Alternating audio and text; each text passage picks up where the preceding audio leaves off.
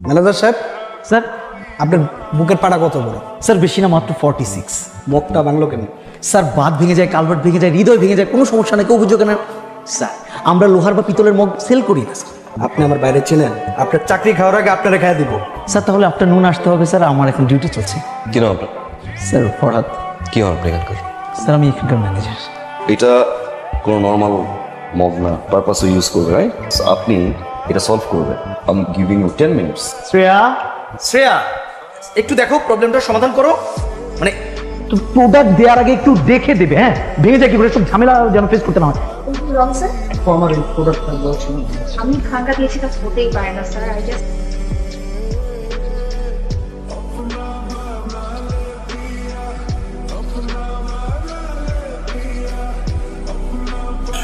Sir, আপনি একটু বোঝার চেষ্টা করুন, এটার কোনো অপশন আমাদের হাতে নেই। আর স্যার আপনি ওনাকে একটু বোঝাবেন কাইন্ডলি। হ্যাঁ, এটা তো আসলে পসিবল না, এটা হয় না। Exactly. কারণ ভেঙে গেছে। সো তুই বোঝার চেষ্টা করবে। আপনার নাম জানা কি? Sir my name is Shreya. Shreya. Hi Shreya, myself মগ শায়ান। আপনি এখানে চাকরি করেন, রাইট? জি ওকে। স্যার, আমি আপনার জন্য অন্য একটা মক প্যাক। না, it's cool. Shreya. Hi Shreya. Hello sir. Shreya, আমার কিছু প্রোডাক্টস দরকার। You free, right? Yes sir.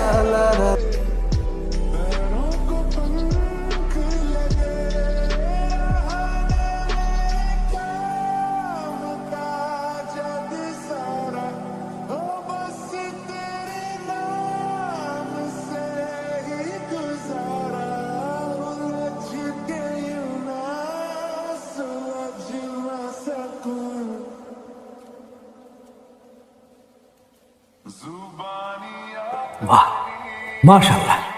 তোমরা যে যাই বলো, সাক্ষাৎ পড়ি মেয়েকে আমার খুব পছন্দ হয়েছে। আমিও যদি একটু ধৈর্য ধরতাম না বাবা, আমি একটা পরি পেতাম। কি? বেশি ধৈর্য ধরলে তুমি পরীর মাকেই পেতে। আচ্ছা বুঝছি। সায়ান, এ তো আমাদের খুব পছন্দ হয়েছে বাবা। মেয়েটার সাথে তো কথাবার্তা হয়েছে কিনা কিছু তো বুঝতে পারছি না। বোমা, তুমি একটু জিজ্ঞেস করো না ওকে। কি রিলেশন? হ্যাঁ, কি রে, বলছিস না কেন? পাত্তাই দিচ্ছে না, সব কথা অ্যাভয়েড করে। গুড, সাব্বাস। আরে এইরকম মেয়ে তো আমাদের পছন্দ। দোস্ত দেখ, ছেলেটা কি সুন্দর। ছেলে ছাড়া কি তোর লাইফে কিচ্ছু নাই? এটার মাথায় নাই ছেলে ছাড়া কিছু নাই, ভিড়ের মধ্যে শুধু ছেলে ছেলে ছেলে ছেলে। হ্যালো, কে বলছেন? হাই শ্রেয়া, শায়ান বলছি। আপনি আমার নাম্বার কোথা থেকে পেয়েছেন? নাম্বার কোথা থেকে পেয়েছি সেটা জানা ইম্পর্টেন্ট না, কেন দিয়েছি সেটা ইম্পর্টেন্ট। কেন ফোন দিয়েছেন? একটু আগে আসবেন please. Happy birthday to you. আজকে যে আমার বার্থডে, সেটা আপনি কি করে জানলেন? আই নো, শ্রেয়া, এত রাতে এই পাগলামির মানেটা কি আমি জানতে পারি? পাগলামির মানেটা জানতে হলে নিচে আসতে হবে। অসম্ভব। আর আপনি এই মুহূর্তে এখান থেকে বিদায় হবেন। শ্রেয়া, ছেলেটা তোর জন্য কেক নিয়ে এসেছে। আমি দেখতে পাচ্ছি ম্যাম। জানিস, এটা না একদম মুভির মতো। নায়করা যেভাবে নায়িকার জন্য কেক নিয়ে আসছে, তাই। দোস্ত, ইটস ইউর বার্থডে, এত এফোর্ট দিছে, ইউ শুড গো, তোর যাওয়া উচিত। জানা Shreya, please please please please please. আচ্ছা, আমার একটা বয়ফ্রেন্ড থাকলে আমার জন্য এভাবেই কেক নিয়ে আসতে, তাই না? শ্রেয়া, আজকের দিনটা তোমার জন্য স্পেশাল, আমার জন্য। শ্রেয়া, আমি তোমায় কিছু বলতে চাই, which is really special. Shreya, বলো। শ্রেয়া, আমি আমার ভাবি। শ্রেয়া, আমি আমি আমি কি এই যে চিরকুটটা লিখেছিলি, সেই চিরকুটটা করি কি দিয়ে বাসায় আসছি। বাসায় লিখে আমি মানে গাড়ি টান দিয়ে গিয়ে বাসা থেকে চিরকুটটা লিখেছি। আরে গাধার মতো কথা বলিস। বাট বলো। এই চিরকুটে যা লিখেছিলি সেটা মনে নেই? বাবা, বাবা, শ্রেয়া, আমি ভাবি, ও শায়ান, ও আমাদের বাবা। হ্যাঁ, হ্যাঁ, তারপরেরটা বলো। শ্রেয়া, আমি তোমাকে ভালোবাসি, শ্রেয়া, ভালোবাসি। আমি বলছি আমার ছেলে, হ্যাঁ ছোট ছেলে, ও খুব সাই। হ্যাঁ, আমিও আমার স্ত্রীকে ওইভাবে প্রপোজ করতে পারিনি তো। আমার এই রক্ত তো, ওই জন্যই। শ্রেয়া, জেনেটিক্যালি ওনারা কেউ প্রপোজ করতে পারে না, প্রপারলি কথা বলতে পারে না, কিন্তু তুমি বুঝে নিয়েছো তো, রাইট? শায়ান তোমাকে ভালোবাসে। মানে আমি তোমাকে ছাড়া বাঁচবো না। তুমি? না, বাড়ি থেকে, সায়ান। শায়ান বাঁচবে না। Got it? রোজ এসব দেখে না যদি অলরেডি ধপাস করে পড়ে গেছে, আমিও ধপাস করে পড়ে যাব। তার আগে রাজি হয়ে যাও, এরকম ফ্যামিলি কোথাও পাবো না তুমি। বলো হাসি দিচ্ছে, হাসি দেওয়া মানে ইয়েস। এটা পছন্দ হয়েছে? ভীষণ। আমি তোমাকে যে কি উপহার দেবো বুঝতে পারছিলাম না। সায়নের মা খুব শাড়ি পরতে পছন্দ করত, তোমার জন্য একটা শাড়ি এনেছি। আমি জানি না তোমার পছন্দ হবে কিনা, তবে আমার বিশ্বাস তুমি পরলে তোমাকে খুব ভালো মানাবে, একদম পরীর মতো লাগবে। দরকার ছিল না কিন্তু থ্যাংক ইউ। হ্যালো, জরুরি কথা আছে। কি ব্যাপার, হঠাৎ করে ভাবে কথা বলছো? আগে তুমি আমার কথা শোনো, আমি কলা দেওয়ার আগ পর্যন্ত তুমি কল দিবে না। কেন হরতাল? অনেকটা সেরকমই। মা না হুট করে চলে আসছে, আর মা তো আমার নিঃশ্বাসও পড়তে জানে। আমার না মনে হয় মা টের পেয়ে গেছে আই এম ইন লাভ।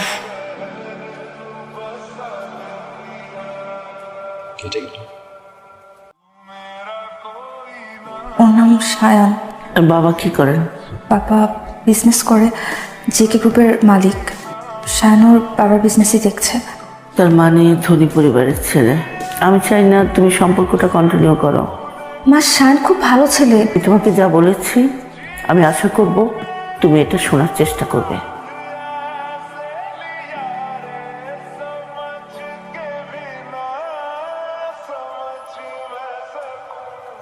মা মা সায়ান তো কোনো দিক থেকে অযোগ্য না, কিন্তু তাও তুমি বলেছো ওর থেকে আমাকে দূরে থাকতে। কেন মা? আমি এই ব্যাপারে তোর সাথে কথা বলতে চাই না। কিন্তু মা আমার তো কারণটা জানতে হবে, আমার তো কষ্ট হচ্ছে এভাবে। মা শোন না, আমিও তোর বাবাকে ভালোবেসে বিয়ে করেছিলাম। প্রেমেরই বিয়ে ছিল। নিম্ন মধ্যবিত্ত পরিবারের সন্তান হয়ে তোর বাবার সেই উচ্চবিত্ত পরিবারে আমার অ্যাডজাস্ট করতে খুব কষ্ট হচ্ছিল। ওরা আমাকে মেনে নিচ্ছিল না। কি বলছো মা?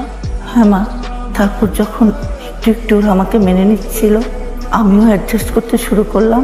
তখনই তোর বাবাকে হারালাম। তোর বাবার মৃত্যুতে সব কিছু ওলটপালট হয়ে গেল।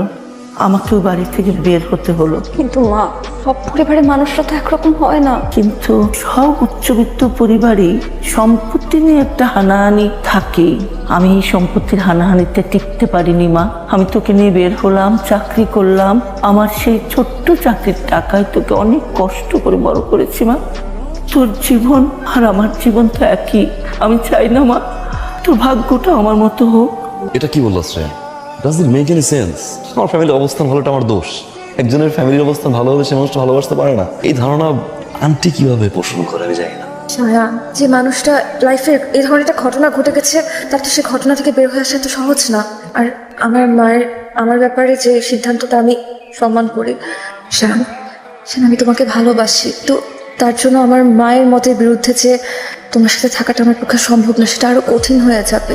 আমি তোমাকেও চাই, আমার মাকেও চাই আমার জীবনে, কিন্তু মা তো কোনো কথাই শুনতে চাচ্ছে না আমার। আমি তাকে কি করে বুঝাবো আমি জানি না। আমি কি করবো শ্রেয়া? আমি কিচ্ছু জানি না। ভাবি। কি ভাববে? আমার ভাবি। ভাবি? ভাবি।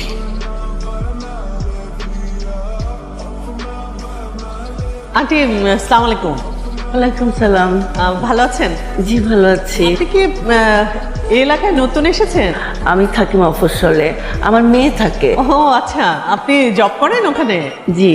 আন্টি, আসলে হয়েছে কি, আপনার চেহারা একদম আমার শাশুড়ির সাথে মিলে যায়, সেজন্য আমি গাড়ি থেকে দেখে আপনাকে থামালাম। কিছু মনে করবেন না? না না, ঠিক আছে। আপনাকে যদি একটু বাসায় নিয়ে যেতে পারতাম খুব ভালো লাগতো আন্টি।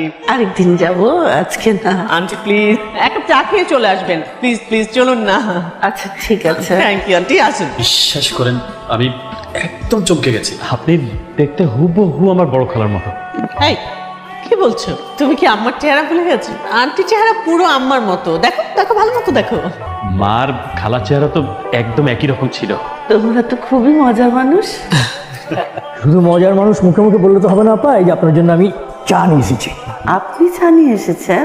আরে আমাদের বাসায় মেহমান আসলে পরে আমরা নিজেরাই আপ্যায়ন করে থাকি। আপনাদের দেখে খুব ভালো লাগছে, আপনারা বেশ ফ্রেন্ডলি। হ্যাঁ হ্যাঁ, আপনি একদম ঠিক বলেছেন। জানেন, আমার ছোট ছেলে একটা মেয়েকে খুব পছন্দ করে, সে কথা সে অকপটে আমাদের কাছে স্বীকার করেছে। কিন্তু সমস্যা কি জানেন, মেয়েটির মা তার মেয়েকে আমার ছেলের কাছে বিয়ে দেবে না। কেন? তার একটা মিসকনসেপশন আছে, রিচ ফ্যামিলির মানুষজন বা এলিট ফ্যামিলির লোকজনদের মধ্যে পারিবারিক বন্ডিংটা থাকে না। আপনাকে একটা কথা বলি, আমার স্ত্রী আমার বাবার প্রতিষ্ঠিত স্কুলের হেডমাস্টারের মেয়ে ছিল। আমরা প্রায় 40 বছর একসাথে সংসার করেছি। আমাদের দুজনের মধ্যে ভালোবাসার বন্ডিংটা এমন ছিল যে ওর শেষ দিন পর্যন্ত আমরা দুজনকে প্রচন্ড ভালোবেসেছি। আন্টি, আমার দেবর সায়ান, ও যে মেয়েটিকে পছন্দ করে, মেয়েটি তার মাকে অনেক ভালোবাসে। সেই জন্য মায়ের কথা সে ফেলতে পারছে না, কারণ মা যে রাজি না। আমার মেয়েটিও একটা ছেলেকে পছন্দ করে, ওরাও রিচ। আমি রাজি হইনি। এখন আফসোস হচ্ছে, তারাও যদি আপনাদের মতো মন মানসিকতা হতো তাহলে আমি না করতাম না। সেটা চাইলে এখনো সম্ভব বেআইন সাহেবা। বেআইন সাহেবা? আচ্ছা দাঁড়ান। সায়ান, মামুনিকে নিয়ে আয় তো। শ্রেয়া, তুই এখানে? প্লিজ আপনি শ্রেয়াকে কিচ্ছু বলবেন, আমি ওকে আসতে বলছি। আমি আপনাকে বলেছিলাম না আমার ছেলে একটা মেয়েকে ভালোবাসে, এই সেই মেয়ে আপনার শ্রেয়া। আন্টি, আসলে আমাদের সিচুয়েশনটা আপনাকে বোঝানোর জন্য এভাবে করে আপনাকে নিয়ে এলাম। আপনি অনুমতি দিলে আমরা আপনার মেয়েকে আমাদের করে পেতে চাই। আন্টি, সায়ান শ্রেয়াকে অনেক ভালোবাসে। আমরা সবাই শ্রেয়াকে অনেক ভালোবেসে ফেলেছি, তাই আমরা চাই শ্রেয়া আমাদের সাথেই বাড়িতে থাকুক, আপনি যদি রাজি থাকেন। আন্টি, আমি আপনার একটা ছেলে থাকতে চাই। আই প্রমিস, আমি কখনো শ্রেয়াকে কষ্ট দেব না, প্লিজ।